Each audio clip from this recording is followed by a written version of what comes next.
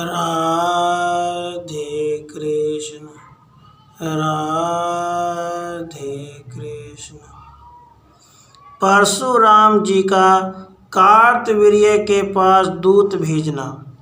दूत की बात सुनकर राजा का युद्ध के लिए उद्यत होना और रानी मनोरमा से स्वप्नदृष्ट अपशकुन का वर्णन करना।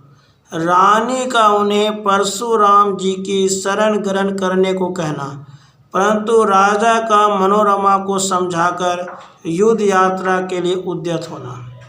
श्री नारायण जी कहते हैं, नारद, उसके बाद भृगुवंशी परशुराम ने प्रातःकालिक नित्य कर्म समाप्त करके भाई बंधुओं के साथ परामर्श किया और कार्तवीर्य के आश्रम पर दूत भेजा।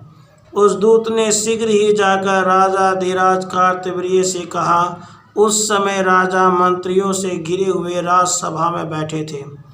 परशुराम का दूत बोला, महाराज, नर्मदा तट के निकट अक्षय वट के नीचे भृगुवंशी परशुराम जी भाइयों सहित पधारे हुए हैं। वे 21 बार पृथ्वी को राजाओं से शून्य करेंगे, अतः आप वहाँ चलिए अथवा भाई बंधुओं के साथ युद्ध कीजिए।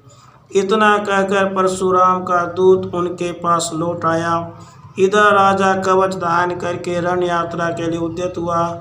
तब महारानी मनोरमा ने अपने प्राणपति को युद्ध में जाने के लिए उद्यत देख उसे रोक दिया और अपने पास ही बैठा लिया।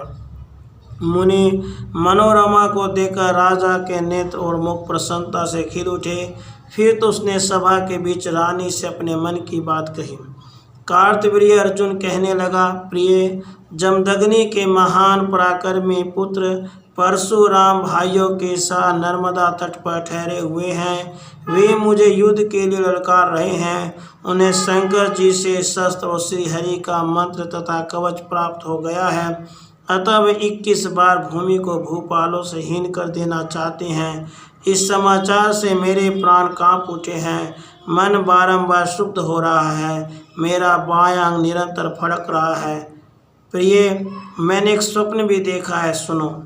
मैंने देखा है मैं तेल से सराबोर हूँ, लाल वस्त्र धारण किए हुए हूँ, शरीर पे लाल चंदन लगा है, लोहे के आभूषणों से भूषित हूँ, अड़हुल के फूलों की माला पहने हूँ और गधे पे चढ़कर हंस रहा हूँ और बूझे हुए अंगारा की राशि से क्रीड़ा कर रहा हूँ।